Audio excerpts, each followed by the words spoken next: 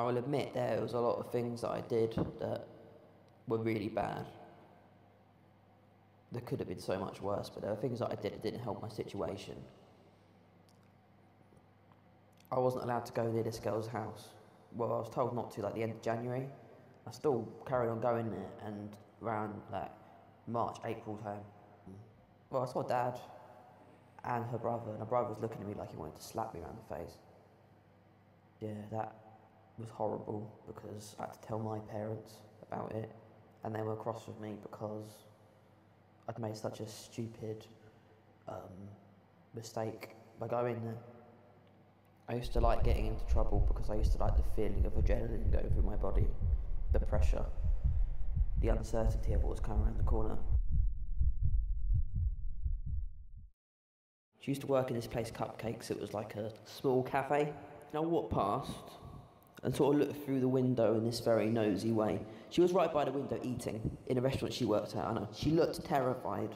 How dare I be on the high street, you know what I'm saying? I looked back and this person came out and was shooing me away. I remember putting my middle finger up because I was just like, what? But you know, I guess you can see it from both angles. And I treated this with absolutely no seriousness at all. Very frustrating. One time, I think this might have happened before actually, this one thing I'm about to talk about. I went to wait for my friend, it was like the day before.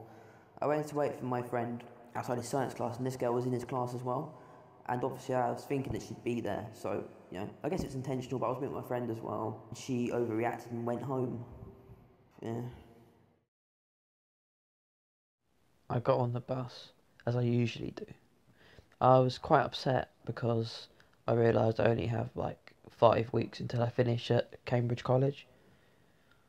So I had tears in my eyes. People at the back of the bus asked me what upset me. So I mentioned that this girl who I fancy had called me, well, yeah, she called me creepy.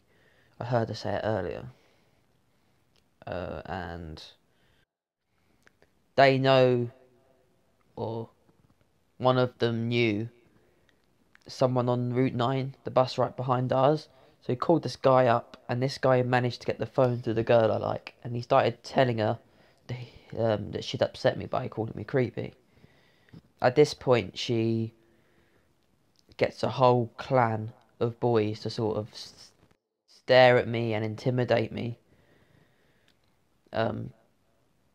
Although, you know, she did call me creepy, so, you know, it's not as if I've just called her a name out of nowhere.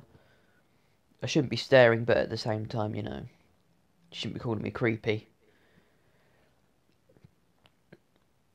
The worst part was, well, I was passed the phone by one of the boys at the back of the bus. I was expecting this girl to speak to me.